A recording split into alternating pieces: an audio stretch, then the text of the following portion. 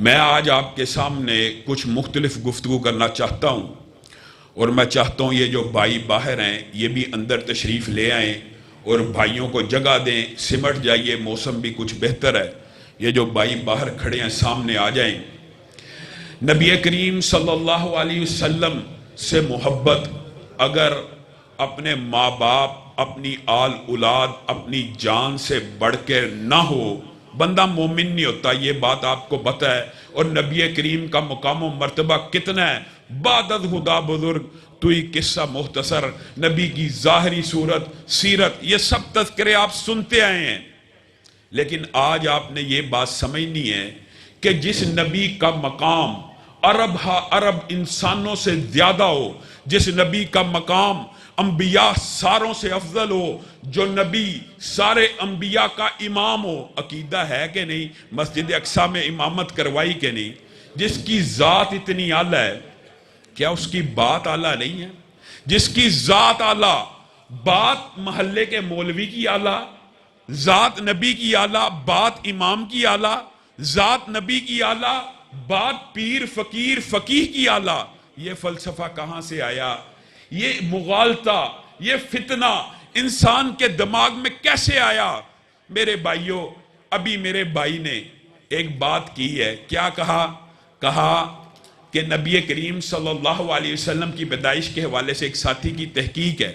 میں ان کے گوش گزار یہ بات کہنا چاہتا ہوں کہ راجح اور جمہور علماء کے نزدیک بھی نبی کریم صلی اللہ علیہ وسلم کا یوم پیدائش 9 ربیع الاول ہے، اور نبی کریم صلی اللہ علیہ وسلم کے یوم پیدائش کے اوپر بتائیے احمد رضا ہاں بریلوی صاحب، جو بریلویوں کے سب سے بڑے امام ہیں، آپ کو پتا ان کے نزدیک نبی کریم صلی اللہ علیہ وسلم کا یوم پیدائش کیا ہے؟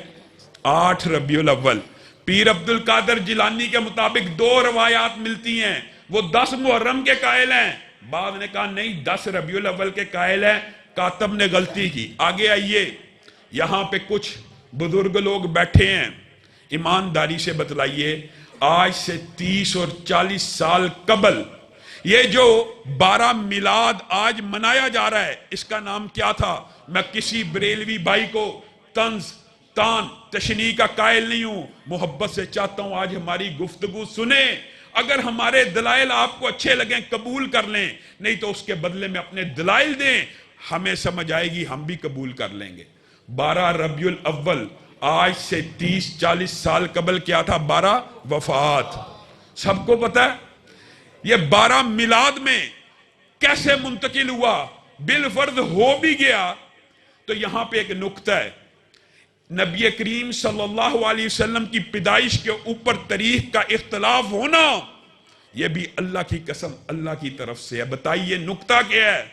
یہاں پہ ابھی کوئی قاری امامت کروائے، قرآن کے اندر ایک زیر یا زبر کی غلطی کرے، پیچھے کسی بھی مسجد میں کھڑا ہو، چاہے دیوبند کی ہو، بریلی کی ہو، اہل حدیث کی ہو، قاری قرآن پڑھے، صرف زیر اور زبر کی غلطی کرے، پیچھے سے ٹوکنے والے کتنے حافظ ہوتے ہیں؟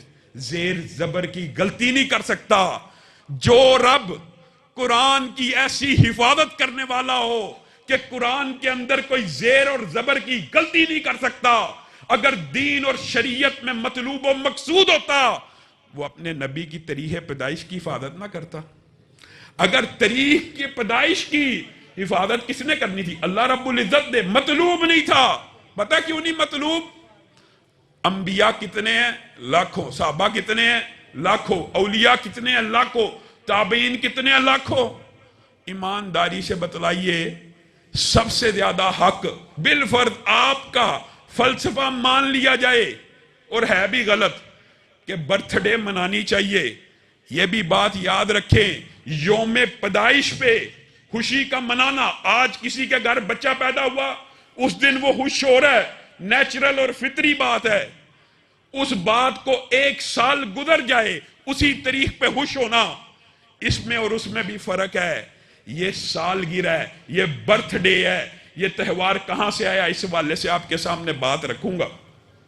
لیکن مجھے ایک بات بتلائیے کہ نبی کریم صلی اللہ علیہ وسلم کی تاریخ پیدائش کے اوپر اتنا جو اختلاف ہے، اتنا اختلاف ہے، اتنا وافر اختلاف، اللہ رب العزت کو نہیں تھا پتا کہ نبی کریم صلی اللہ علیہ وسلم دین کامل، اکمل، مکمل، مجھے ایمانداری سے بتلائیے، کیا نبی کریم نے دین پورا پہنچایا کہ نہیں پہنچایا؟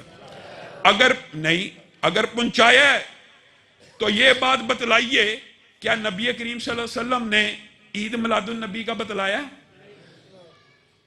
اگر نبی کریم کی یہ ذمہ داری اللہ نے لگائی ہے کہ دین پورا پہنچا کے آنا ہے، اور نبی کریم نے صحابہ کو گواہ بھی بنایا، گواہ بنایا کہ کیا میں نے دین پورا پہنچایا؟ صحابہ نے کہا آپ نے پہنچا دیا۔ آپ ایمانداری سے بتلائیے، عید میلاد النبی جو لوگ مناتے ہیں وہ اس کو نیکی سمجھ کے مناتے ہیں کہ برائی سمجھ کے مناتے ہیں؟ نیکی سمجھ کے مناتے ہیں، اور اس نیکی کا نبی کریم صلی اللہ علیہ وسلم کو علم ہے کہ نہیں؟ اگر یہ نیکی ہے تو آپ نے دلائل اپنے بریلوی بھائیوں کو یہ سمجھانا ہے، اگر یہ نیکی ہے اس کا علم نبی کریم کو تھا کہ نہیں؟ اگر وہ کہیں گے تھا نہیں تو بات ختم۔ اگر علم تھا تو پھر نبی کریم نے یہ علم امت تک پہنچایا کہ نہیں؟ اگر وہ کہیں علم تھا پہنچایا نہیں، معاذ اللہ، نبی کریم صلی اللہ علیہ وسلم نے بات پہنچانے کے اندر خیانت کی ہے۔ میرے بھائیوں، دکھ اور افسوس کی بات پتہ کیا؟ دکھ اور افسوس کی بات یہ ہے کہ ہم بات کرتے ہیں، تانے بھی ہمیں ملتے ہیں، گستاخی کے فتوے بھی ہم پہ لگتے ہیں۔ ہم کہتے ہیں آپ اپنے سگے باپ کا نام اپنے سگے باپ کی جوتی کے اوپر لکھ سکتے ہیں؟ نہیں لکھ سکتے۔ اللہ کی قسم دکھ ہوتا ہے، گستاخ ہم ہیں، فتوے ہمارے اوپر۔ میں کہتا ہوں یہ نعلین مبارک نبی کریم کے ساتھ جو منصوبہ صحیح سند سے ثابت نہیں، بالفرض مان لیا جائے یہ صحیح سند سے ثابت ہوں، یہ نبی ہی کے نالین کا عکس ہو، مان لیجئے نبی ہی کے نالین کا عکس ہے، اس عکس کے اوپر آپ کا ضمیر کیسے گوارا کرتا ہے کہ نام محمد کو لکھ دیا جائے؟ نالین کے اوپر ایمانداری سے بتلاؤ، تمہارے باپ کی، کسی عالم دین کی، کسی ولی اللہ کی جوتی ہو، اس کے اوپر اس عالم دین کا یا باپ کا نام لکھ سکتے ہو؟ پھر اس استقبال کے لیے ان جوتیوں کو لہرا سکتے ہو؟ اگر وہ ایئرپورٹ میں حج کر کے آئے، باپ کی جوتیاں جا کے لہراؤ، باپ تمہیں جوتے مارے گا، کہے گا یہ کیا بات کر دی؟ آپ اس کو عقیدت اور احترام کا نام دیتے ہیں۔ اللہ کی قسم یہ عقیدت نہیں ہے، یہ احترام نہیں ہے۔ عقیدت اور احترام وہ ہے جو بات نبی کریم سے ثابت ہو جائے۔ اگر نبی کریم سے کوئی بات ثابت ہے وہی ہمارے دین کا حصہ ہے۔ آگے آئیے، آپ کیا کرتے ہیں؟ آپ کیک کے اوپر جھوٹ نہیں بول رہا، جائیے سوشل میڈیا اٹھائیے، نبی کریم صلی اللہ علیہ وسلم کی برتھ ڈے، اور دکھ کی بات ہے، اللہ کی قسم دکھ کی بات ہے، یہ تہوار یونانیوں سے آیا، مصریوں میں گیا۔ عیسائی پہلا مذہب تھا، پہلا مذہب جس نے اپنے نبی کی سالگرہ کو، سالگرہ یوم پیدائش اور سالگرہ میں فرق ہے، سالگرہ کو مذہبی تہوار بنا کر کیا کہا؟ کرسمس ہے، ہم اپنے نبی کی سالگرہ کو سیلیبریٹ کریں گے، کیک کو کاٹیں گے۔ مسلمان ان کے پیچھے چلتے چلتے اس حد تک آگے۔ اب بتائیے گستاخ پھر بھی ہم ہیں۔ اور میرے بریلوی بھائیوں، اپنے ضمیروں سے پوچھو، اپنے سینوں کو کشادہ کرو، اپنے دماغوں سے سوچو آپ کیا کر رہے ہو؟ کیک کے اوپر نام محمد لکھ دیا۔ جھوٹ بولنا عیب ہے، میں سمجھتا ہوں جھوٹ کے اوپر اللہ کی لعنت ہے۔ اللہ کی قسم سوشل میڈیا کے اوپر ویڈیو موجود ہے، نام محمد کیک کے اوپر لکھا ہوا ہے، پھر اس نام کے اوپر چھری کو چلا دیا، پھر اس نام کے اوپر چھری کو چلا دیا۔ ہم مقدس اوراق کو پانی میں پھینکیں، مٹی میں دبانے کی کوشش کریں، ہمارے پہ پرچہ ہو جاتا ہے، اور آپ نام محمد اپنے ہاتھ سے لکھ کر اس کے اوپر چھری کو چلا دیں، پیٹ میں لے جائیں۔ آپ تو ان نہیں کر رہے۔ یہ افسوس اور دکھ کی بات ہے۔ नबी करीम सल्लल्लाहु अलैहि वसल्लम ने अली को क्या कहा था सुलह हुदैबिया पे? ये काट दो रसूलुल्लाह, ये लफ्ज आगे मोहम्मद बिन अब्दुल्ला लिख दो। अली ने कहा ये मेरी जिसारत नहीं है कि मैं पेंसिल से भी मिटा दूं। तुम नाम के ऊपर छुरी को चला देते हो और फिर कहते हो तुम्हें मोहब्बत है। नहीं मेरे भाइयों, तुम्हें गलती लगी, तुम्हें ठोकर लगी। तुमने ये ईद, इसका नाम ईद रखा। मेरे भाइयों इसका नाम ईद है। और मेरे नबी क्या कहते हैं? नबी कहते हैं मैं पीर के दिन पैदा हुआ, मैं पीर के दिन पैदा हुआ। नबी करीम सल्लल्लाहु अलैहि वसल्लम का उस्वा तेरे और मेरे लिए नमूना है। अगर तू नबी का मिलाद जैसे नबी ने मनाया वैसे मनाना चाहता है तो सुन। नबी करीम सल्लल्लाहु अलैहि वसल्लम ने कहा मैं पीर को पैदा हुआ, मैं पीर के दिन रोजा रखता हूं। और ये सालगिरह का कंसेप्ट नहीं है, ये कंसेप्ट क्या है? हफ्ते रोजे का। जिसने नबी करीम सल्लल्लाहु अलैहि वसल्लम की तरह उस दिन शुक्राना अदा करना है कि अल्लाह के नबी पीर को आए, पीर को पैदा हुए, पीर को मबूस हुए। आइए जिसने शुक्राना अदा करना है वो रोजे को रखे। अल्लाह की कसम कोई अहले हदीस आलम आपके ऊपर इतराज कर जाए हम जिम्मेदार हैं, नहीं कर सकता। ये नबी का उस्वा है। अब यहां पे भी एक नुक्ता है, बताइए क्या नुक्ता? ये है कि पीर के दिन नबी करीम ने रोजा रखा है। ईद के दिन रोजा होता है। अगर ये दिन ईद का दिन हो तो इस दिन रोजा, अल्लाह माफ करे, अल्लाह माफ करे, ईद के दिन किसका रोजा होता है? सबको पता है ये क्या फलसफा है? नबी करीम पीर को पैदा हुए, पीर के दिन रोजा रखा। आप कहते हो नहीं उस दिन ईद है, नबी कहते हैं उस दिन मैंने रोजा रखना है, आप कहते हो ईद है। उस बात की तरफ आता हूं जो छोड़ के गया हूं। वो क्या है? लाखों अंबिया हैं, लाखों सहाबा हैं। सबसे पहला हक अगर सालगिरह इस्लाम में हो तो किसका है? नबियों का है कि नहीं पहला हक? फिर किसका है? सहाबा का। फिर किसका है? औलिया का, ताबईन का।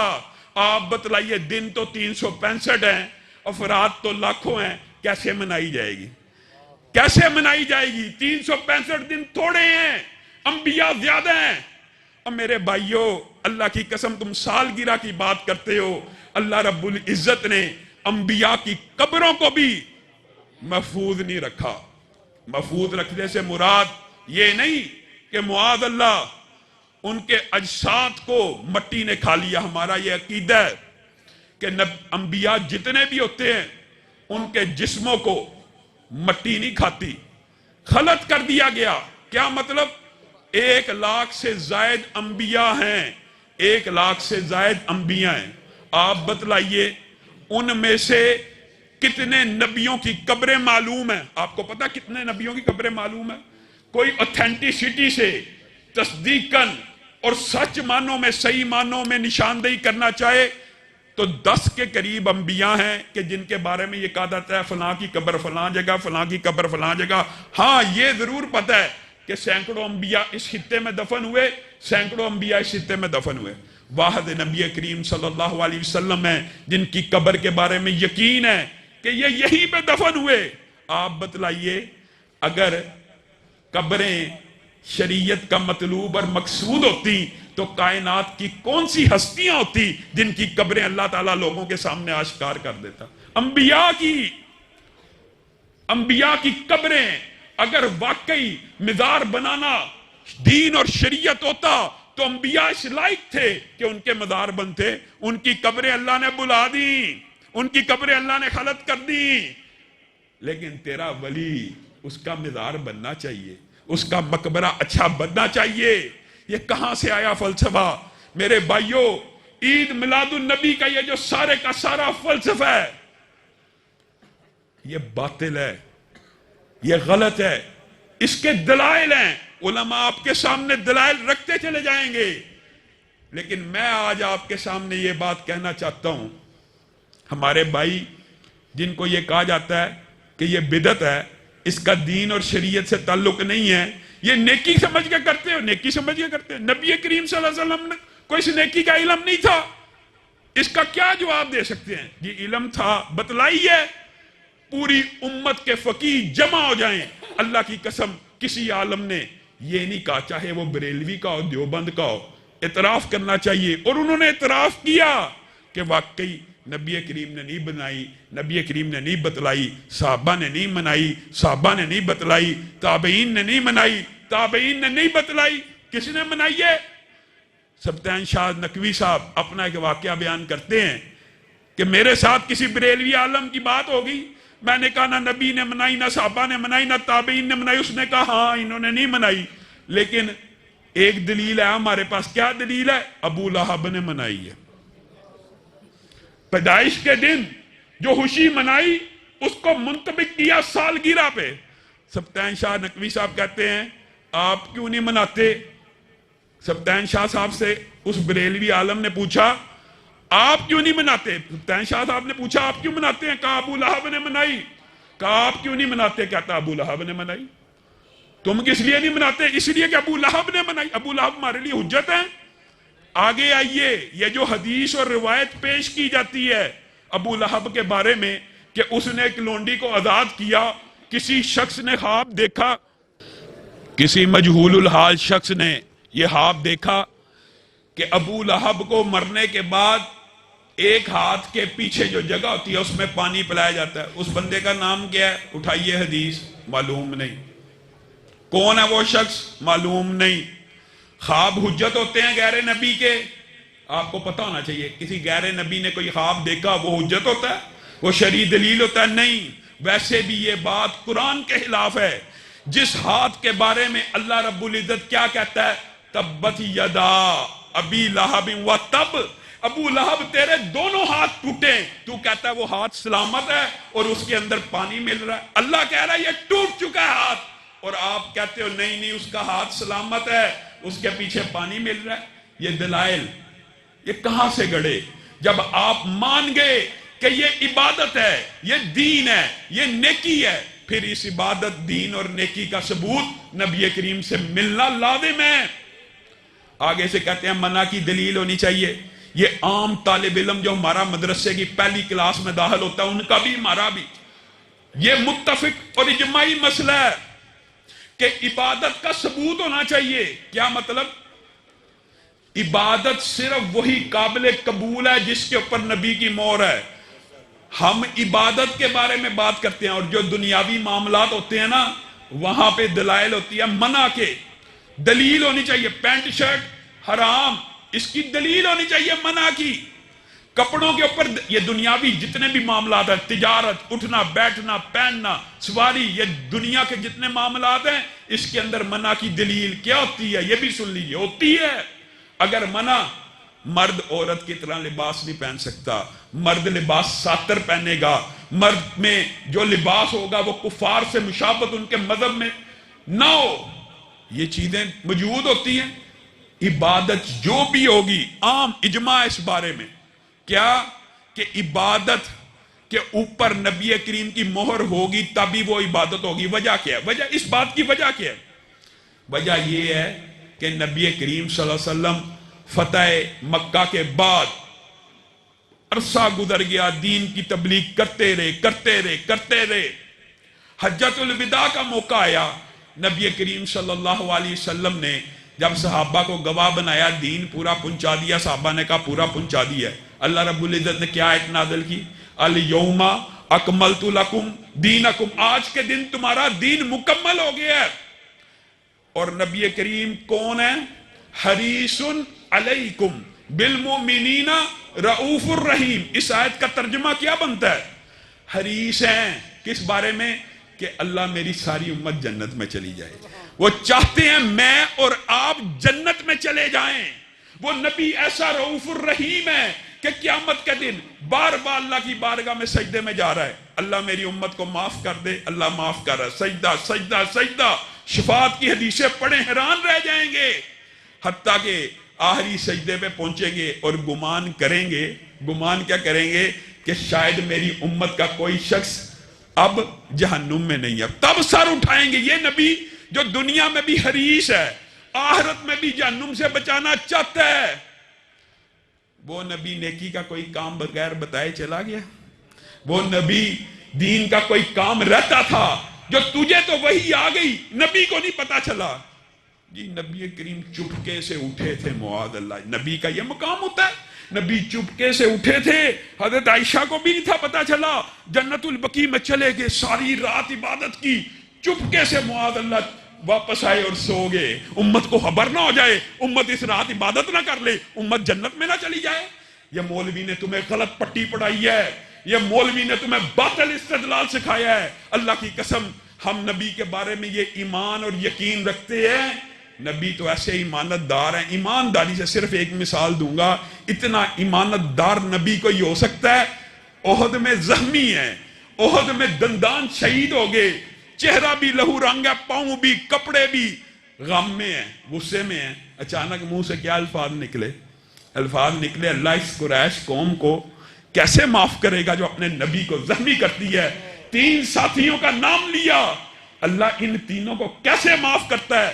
جو اپنے نبی کے دندان مبارک کو شہید کر دیں، جو نبی کا لہو لہان کر دیں، اللہ اس قوم کو کیسے معاف کرے گا؟ بتائیے، نبی زخمی ہیں، دل سے یہ بات نکل سکتی تھی نا، آسمان سے وحی آئی، لیس لک من الامر شیء۔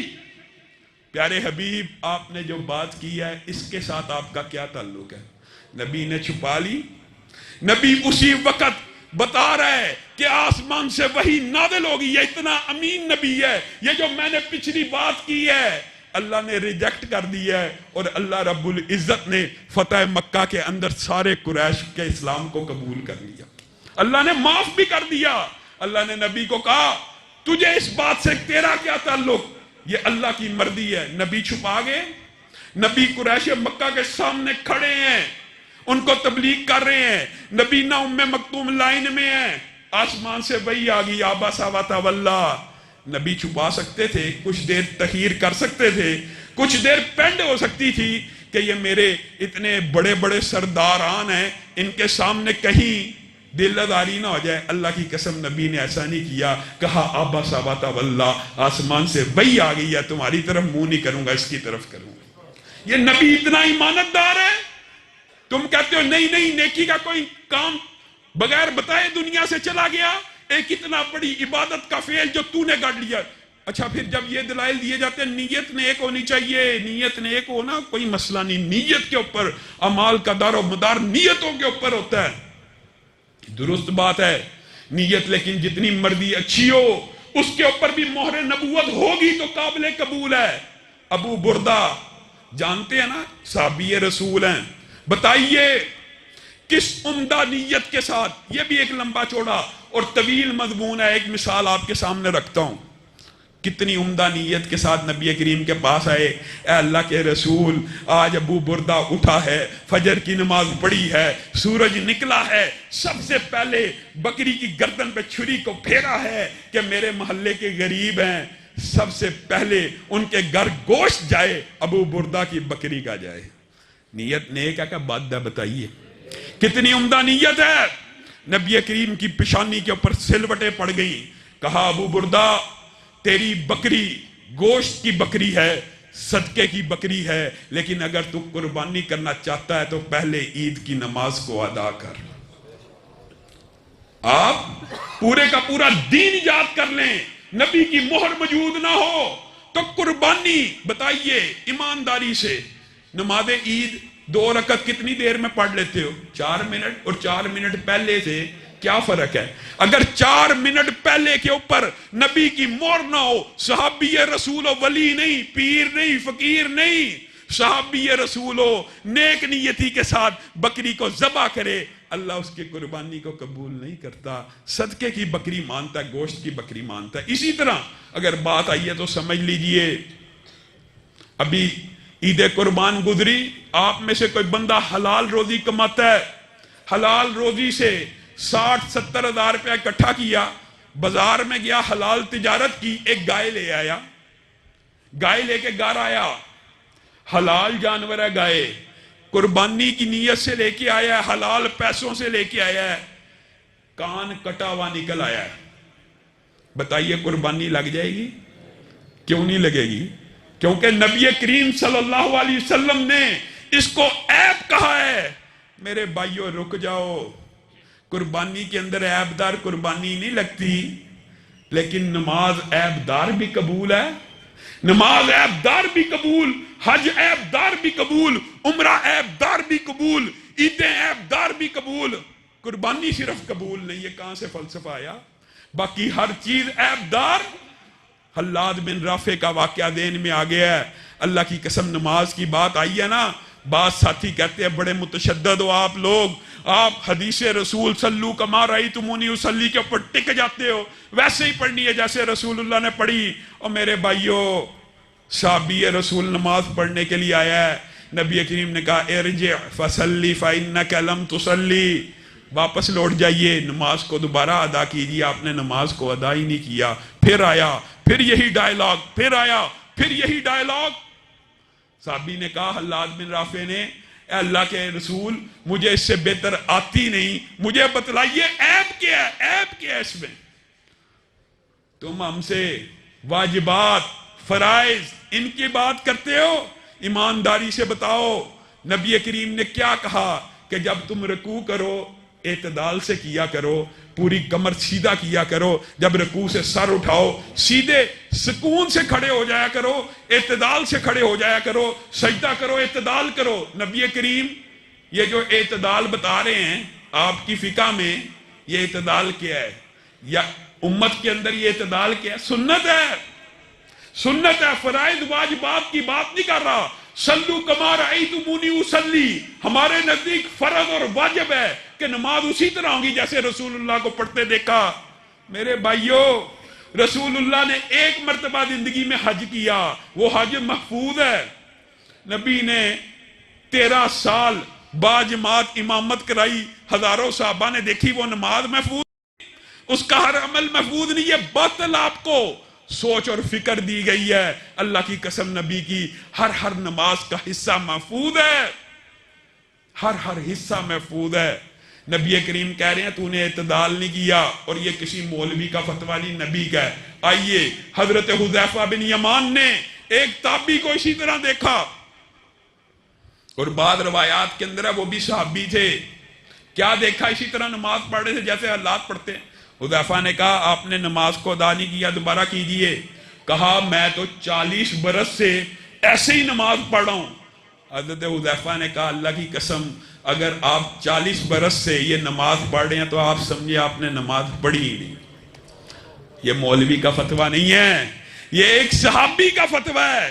کس کو دے رہا ہے؟ تابعی کو دے رہا ہے کہ اگر آپ نے اعتدال کی سنت کو چھوڑ کے یہ نماز پڑھی ہے، آپ ہمارے سے فرائض چھڑاتے ہیں، واجبات چھڑاتے ہیں، اگر اعتدال سے نہیں پڑھی آپ نے نماز ہی نہیں پڑھی۔ اور نصیحت بھی کرتے ہیں، ان کو نصیحت بھی کرتے ہیں کہ میری آپ کو نصیحت ہے کہ آپ اپنی نماز کو درست کریں، ایسا نہ ہو کہ کل قیامت کے دن کہیں اللہ آپ کو امت محمدیہ ہی میں سے نہ اٹھا، یعنی ایسا نہ ہو جائے کہ آپ یہ عمل کرتے چلے جائیں۔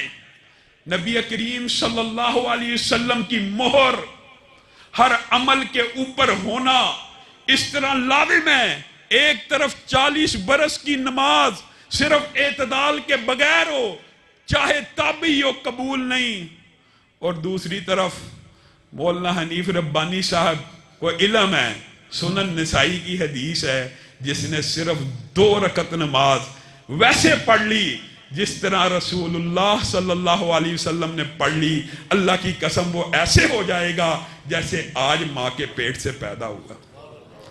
آپ رسول اللہ کی حدیث کو کمتر سمجھتے ہیں، آپ رسول اللہ کے قول کو، ذات تو اعلیٰ پوری امت مانتی ہے، لیکن اللہ کی قسم بات اعلیٰ وہی مانتے ہیں جن کے دل میں حدیث کا احترام ہے۔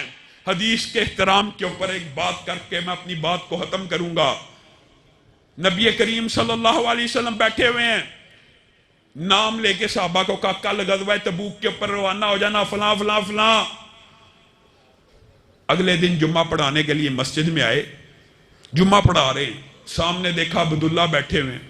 عبداللہ آپ کو میں نے کہا تھا کہ آپ غزوہ تبوک پہ روانہ ہو جانا، آپ روانہ نہیں ہوئے۔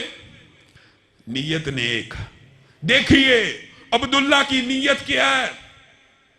عبداللہ کہتے ہیں میں نے سوچا شاید زندگی کا آخری مارکا ہو، پتہ نہیں اللہ تعالیٰ زندگی میں پھر جمعہ ادا کرنے کی مہلت آپ کے پیچھے دیتا ہے کہ نہیں. خواہش تھی آخری زندگی کا جمعہ آپ کے پیچھے ادا کروں. سواری اللہ کے رسول باہر کھڑی ہے، سامان تیار ہے، تیز رفتار ہے، فوری پہنچ جاؤں گا. خواہش یہ تھی کہ مسجد النبوی میں جمعہ ادا کروں جس میں ایک نماز 1000 کے برابر ہے. رسول اللہ صلی اللہ علیہ وسلم کی پیشانی پہ سلوٹ پڑ گئی، میرا اور آپ کا عقیدہ اور منہج بتا دیا. کہا عبداللہ تو سمجھا نہیں، اللہ کی قسم زمین بھر کے سونا لے آ، زمین بھر کے سونا لے آ، اللہ کی بارگاہ میں خلوص نیت سے خرچ کر دے تو ان کے مقام و مرتبے کو نہیں پہنچ سکتا جو میری حدیث کو سن کے روانہ ہو گئے ہیں. ایک حدیث کو سن کر روانہ ہونے والے کا اجر یہ صرف سننے کا ہے. اور میرے بھائی پڑھنے کے بعد بھی کیا کہتے ہیں، میں کسی مولوی سے جا کے تحقیق کرتا ہوں، ہاں بخاری شریف کے اوپر واقعی اعتراض نہیں، ہاں رفع دین لکھا ہوا ہے، واقعی لکھا ہوا ہے، پھر بھی میں تحقیق کروں گا. تحقیق کرنی چاہیے، لیکن جہاں پہ قول رسول فرمان رسول آ جائے وہاں پہ نظر جھک جانی چاہیے. اللہ کی قسم صحابہ نبی کے ہر عمل کو، ہر فعل کو، ہر قول کو اس طرح حجت سمجھتے تھے جیسے عمر یعلا بن امیہ طواف کر رہے ہیں خانہ کعبہ کا، فرتے جذبات میں آگے رکن یمانی کو آ سکتا ہے انسان جذبات میں جا کے گلے کو لگا لیا، رکن یمانی کے ساتھ گلے لگ گئے. حضرت عمر نے درہ نکال لیا، ما تفت مع الرسول، کیا تو نے رسول کے ساتھ طواف نہیں تھا کیا تھا؟ کیا رسول اللہ صلی اللہ علیہ وسلم اس کو گلے لگایا تھا، اس کو بوسہ دیا تھا؟ اللہ کی قسم یا اللہ بعد آ جا، اگر تو نے حجر اسود کے علاوہ کسی اور رکن کو، کسی اور کونے کو چوما میں تجھے درے لگاؤں گا. نیت بات تھی یعلا بن امیہ کی، نیت کی بات کرتے ہوئے نیت کے ساتھ ایک تابعی حضرت ابو بکر کے سامنے کہہ رہا ہے لبیک یا ذا المعارج، لبیک یا ذا المعارج. ذی المعارج اللہ کی صفت ہے کہ نہیں؟ اچھی صفتوں میں سے، اعلیٰ صفتوں میں سے ہے کہ نہیں؟ بتائیے لبیک اللہم لبیک یا لبیک یا ذا المعارج میں کیا فرق ہے؟ کوئی فرق نہیں ہے، دونوں کا ترجمہ ایک ہے، ترجمہ ایک ہے. اے اللہ میں حاضر ہوا، اے بلندی والے رب میں حاضر ہوا، کوئی فرق نہیں. حضرت ابو بکر نے درہ نکال لیا. کہا تجھے رسول اللہ کی تلبیہ نہیں پتہ ہے رسول اللہ کیا کہتے تھے؟ کہا لبیک اللہم لبیک کہتے تھے. کہا اللہ کی قسم اگر تو نے لبیک اللہم لبیک کی جگہ صرف ذل معارج لگایا تو ابو بکر تجھے درے لگائے گا. بتائیے یہ ہمارا عقیدہ، یہ ہمارا منہج. آئیے کوئی عمل جس کے اوپر رسول اللہ کی مہر ہو، رسول اللہ نے زندگی میں ایک مرتبہ بھی کیا ہو، اللہ کی قسم کبھی بھی اگر ہم اس کے خلاف بات کر جائیں تو ہم ذمہ دار ہیں. سبحان ربک رب العزت عما یصفون وسلام علی المرسلین والحمد للہ رب العالمین.